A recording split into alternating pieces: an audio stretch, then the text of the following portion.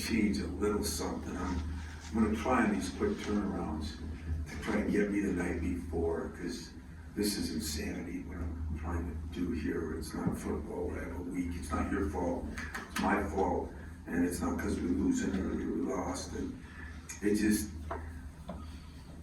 I got so many things in a week, and our players, to be honest with you, are dead. I mean, I looked at the game last night, and what did I get out of the film? Disappointing performance.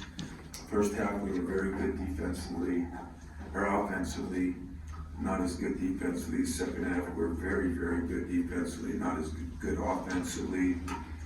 Part of the problem is a lot of people are going smaller ball, and that's not where our depth is. Trying to, since we left for Portland, we've been scrambling defensively. I think we all know the reason why. We just haven't been as sharp. We've had nothing with our break since then because of personnel and the fact that we're trying to play like a Pierre, which was playing 18 minutes a game. Now he's playing 30-some minutes a game. And that has been a major issue as I look back on all these games. No one likes to lose a home game, of course, especially in our league. In fairness and honesty, I did not think we played that good. I thought Northwestern played awfully well, and I think they're an experienced team. Now we turn it into figuring out what we need. I mean, we need our health back. That ain't gonna happen for a while. And we're just gonna have to do the best job we can. We need to play a little smarter. We had, I think, 8 turnovers the first half and only 5 the second. But I think the biggest thing that hurt us is we're just kind of running out of gas. So we're playing AJ a lot of minutes. We're playing, and we get one guy in foul trouble, and it's created a problem. Pierre cannot play 32 minutes a game. And sometimes I have no choice, and that's what we're dealt with in Penn State. The schedule doesn't get any easier. It'll be the 3rd team in a row that has had 5 or 6 days to prepare for us, where we haven't. So you put all those things together, and it's been more challenging than even I would hope for. This is a hard-nosed, experienced team. They have 5 fifth-year guys on this team that play. 5. Unbelievable. 3 of the top scorers are fifth-year guys, led by Pickett, who was averaging 16 and 7. They'll sometimes go 5 smalls. So a guy like Malik is really, you really need him in a game like this. Lundy has been a tough guard forward cover at 6'6". He can play 4, he can play 3, he can play 2. This is a very good 3-point shooting team. They led the Big Ten in 3-point shots made, and they're getting over 12 a game that they're making. Most teams are 7 or 8, so that is their bread and butter. They do not have a great post presence, so we're going to have to find a way to do a little better job subbing. It helps to have Jaden back, at what level he's back, and his fatigue factor. I think you saw with your own eyes last night, it's not going to be great for a while. So we're going to have to do a little better job of the 3-minute sessions. When you do that, you don't get in the flow of the game either. So those are our issues that we have to deal with, and yet it wouldn't have taken any monumental effort to find a way to win that game last night, which we didn't do. And that is still disappointing. So I'll take questions. I just wonder, when you first start this stretch and you win a couple, you play well, and it's kind of like things are going good and you're in it. But when you hit a lull like this, especially at the end of this run, with the injuries, you're talking about the guys being dead. Is there a concern at all that this can kind of linger and it becomes like a mental thing for them, and then it's tougher to get out of that than say physically? Nah, I mean, I think everybody's been through things before. I think when we're in it day to day and you had 2 practices in 12 days, you realize you're not gonna be able to do the things that you have. All the things that I did with the schedule, that was the one I avoided, that I didn't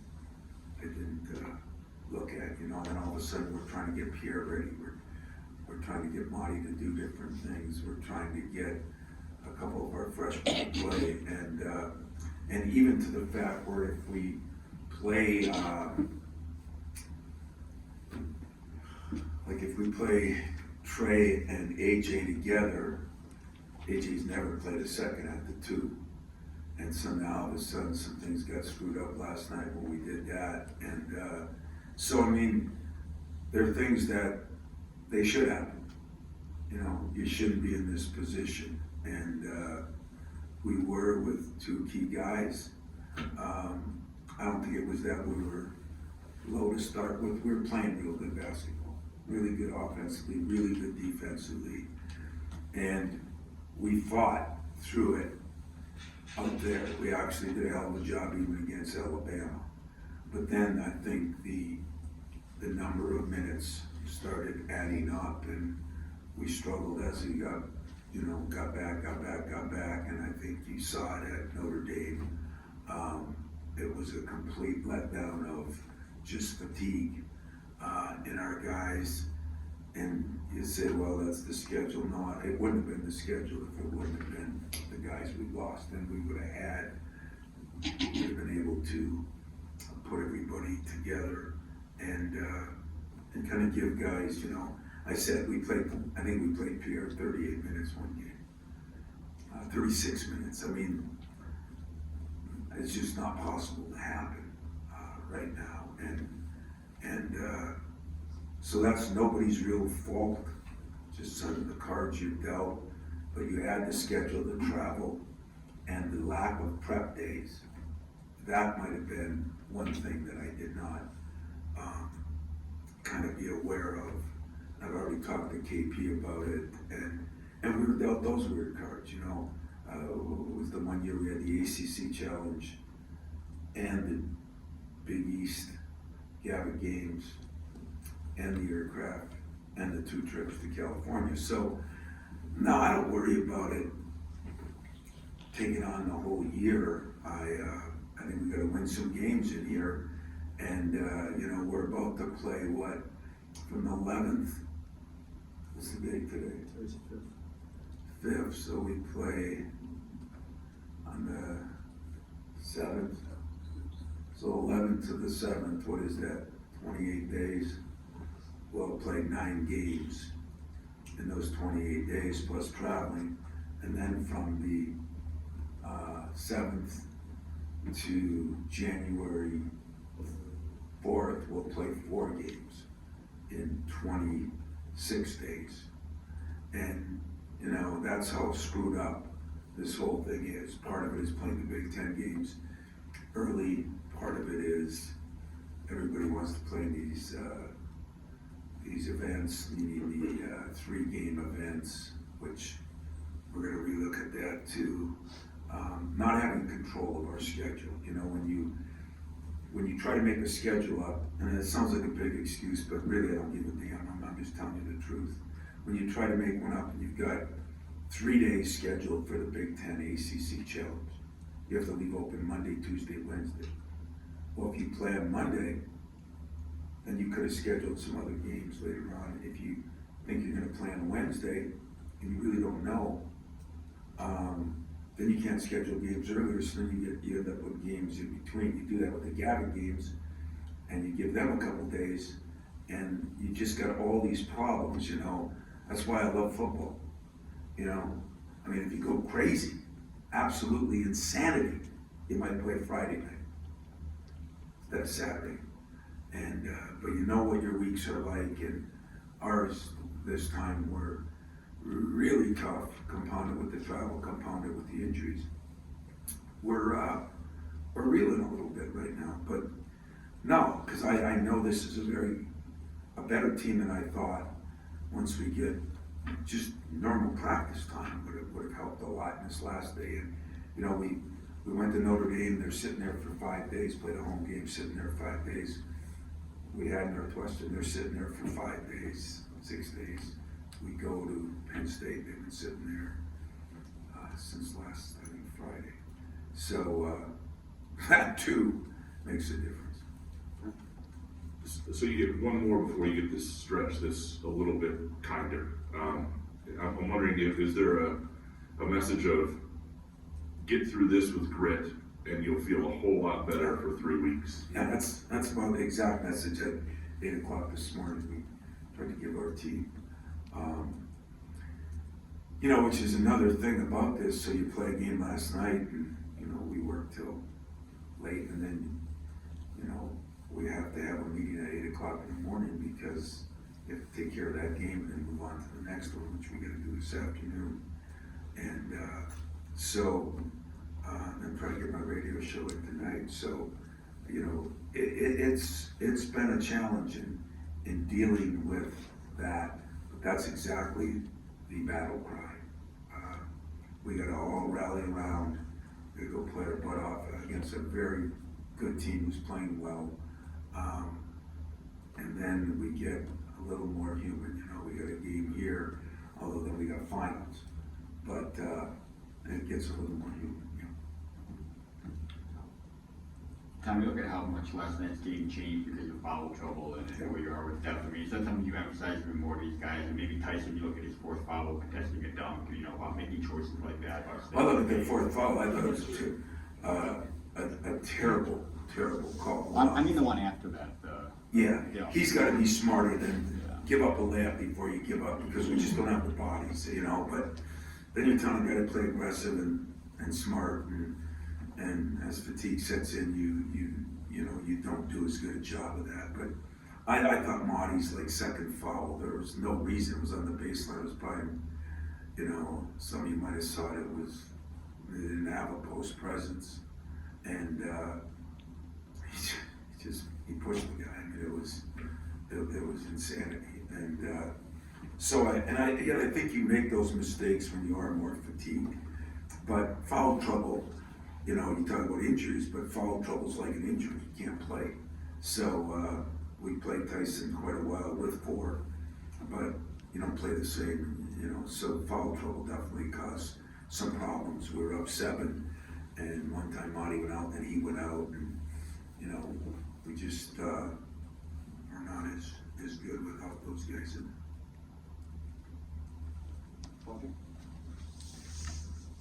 You just referenced the battle cry and what that is, but how do you get guys to embrace the grind of it all, or who have you seen embracing this stretch out of your players? Have you seen anyone? Yeah, you know, and nobody's harder on my players than I am, so not the fans or the media or you guys could be harder on them, but you know, there is a reality to, you know, even getting home 4 hours later on that Monday morning. I mean, there's a reality to everything that you can embrace what you want, but sooner or later, you know, if you work 20-hour days, sooner or later, there's a drop off. And so in fairness to them, you know, you try not to do as much in practice to make up for it, but then you aren't practicing. It's a catch-22. And as I said, if you don't have the injuries, you say, well, you always plan for injuries, but you know, it's a different story, and in a lot of ways, I think we were playing great defensively before that. 1 or 2 guys that you miss can cause a big difference defensively. I mean, I look at 11-man football team, and when Snow and Henderson went out, I think that team changed. When Henderson came back, I think that team was much, much better. Just one guy, that's what 11. And he was back on a half a leg, which was impressive, by the way. But, so right now, you know, we've got to get a couple guys better defensively. We've got to get a couple guys even in better shape. Now we got some guys, you know, I mean, it's going to be harder. I mean, we never thought Pierre would play 30-some minutes a game. Jaden, you know, you had 9 weeks off, then you practiced 2, then you had 2 more weeks off. I mean, that's 11 out of 13 weeks. He's not gonna be the same condition guy that he'll be 3 weeks from now. And that's the only way I can look at it, you know? So, not feeling sorry for myself. There's still no excuse why we didn't play good enough to win that game last night. I'm not sure our best team ever would have beat Notre Dame on that night.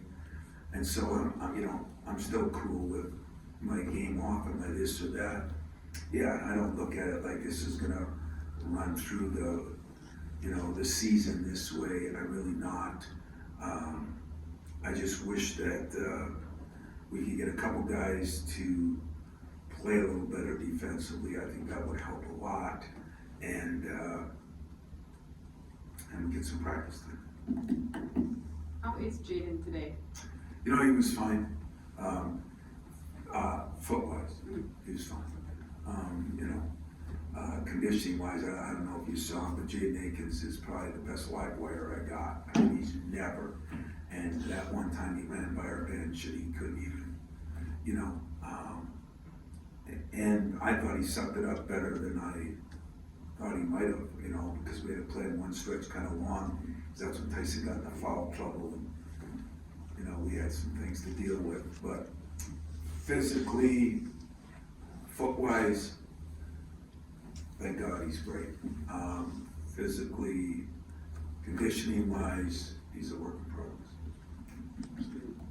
Tom, I just wonder, when you see Penn State, how much do you see or notice signs that what Micah's doing in his program is sort of becoming his own there? I love what Micah's done. I think he's a great guy and a very good coach. But you are sitting there with, he's got Dredd coming off the bench who started there a lot of years. He's got, I think you look at the list, it says 50-year guy started 120 games, 50-year guy started 118 games, 50-year guy started, and then 50-year guy coming off the bench. I mean, it's amazing. For the most part, other than Sessoms, he's kept everybody there. And that's the mark of a good coach too, I think, that those guys didn't bail on him. But they just happen to all be really good shooters too.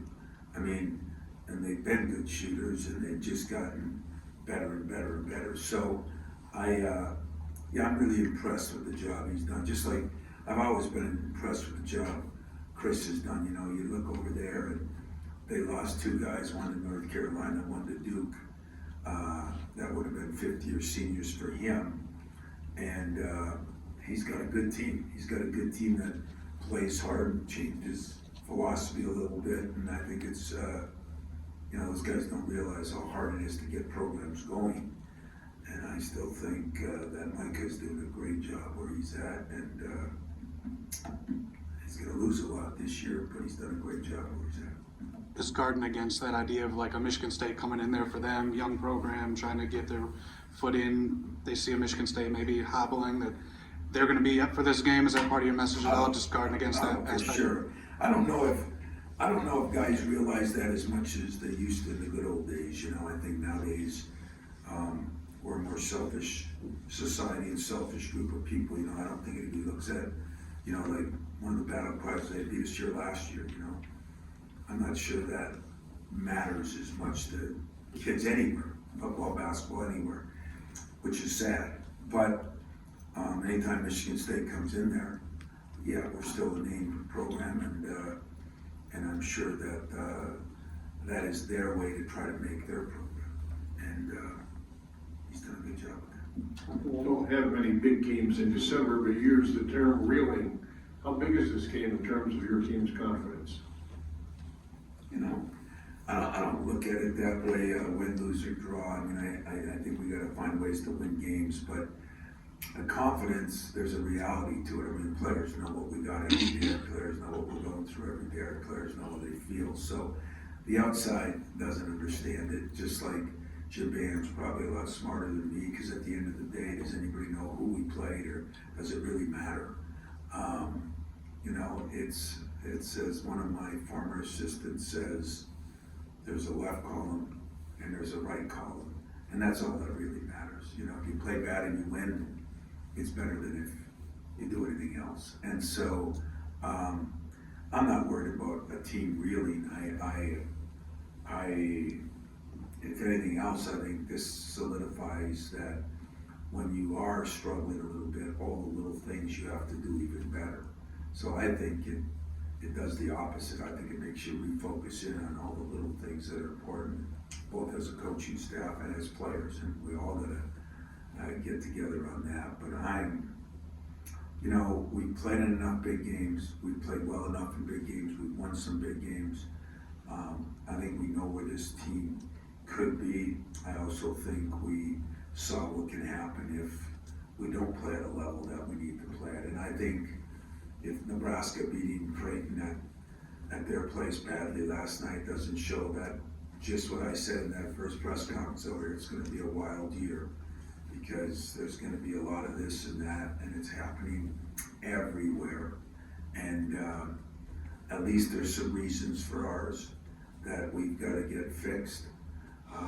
Getting Jaden back will help, but it ain't gonna help against high-level teams. If you had like some teams where you've got a break, and maybe we'll get one a little bit more, where we can ease them into it a little bit more, that would help. So, just so you know, we don't have many days like this, but if we did, I'm gonna do that. You're always welcome to call me. I'll got my cell phone. I'll try to do the best I can, but trying to get you players and trying to get you this and that when, the day was get home at the wee hours, get up and for the early meetings, have practice, have a radio show, them coming back for meetings tonight. There's not a lot of time, and yet I know you got a job, and I'll always be very aware of that and try to get you what I can get you. But I need to take care of my business, so I did this because you deserve it and I owed it. And yet if we have this again, I told Max, I don't want Max to be the bearer of bad news. Let's try to work it out where maybe the night before He can handle it. he can handle it, yeah. Maybe we do something even with our players, as bad as that is, or definitely with me up here. And it's not as bad for me as it is for the player. I can just run down here, spend 20 minutes or a half hour. But as you can imagine, we're trying to get through a lot of stuff today, prepare for another team that we're leaving tomorrow. And that's where I think it's been. It went from having a pretty veteran team. The starters, AJ, Tyson, they were there last year. Jaden was gonna move in, he was there, didn't play a ton, but he played 15 minutes a game. And then, where our weakness was Marty, and I think he's come on. And then all of a sudden, we could take a Marty and a Pierre, and they're gonna be focal points because we lose some guys. Joey was the other guy that was back. We went from a veteran team to a kind of a inexperienced team, would be a better word. And that's where you need the practice time. And that's where I guess you could want to criticize me, not them, for that. It has not been, today I said, why aren't we doing this better? Why aren't we doing this better? Why aren't we running our lanes better? Why aren't we? And it's so hard in this job because you don't want to make excuses, but nobody's played a schedule like this, the travel and the injuries. And I said I made it where the mistake I made was the days in between and the way it got all crunched in. It's been a little more difficult than the players, so the players shouldn't take blame for that. The coach should, and I will. And so, yes, they're tired. Yes, they're not performing at the rate they should or could or had been, but I'll take the blame for that, and we'll get better. But I'm not worried about losing the team. I'm not worried about the carryover down the road. I look at it just the opposite. They know where they have been. They know where they are. They know where they need to get back to. That's going to take not just the injury part. That's going to take the practice part. That's going to take getting back on track that way and doing the things that produce winning basketball. Thanks. Appreciate it. Thanks, Tom.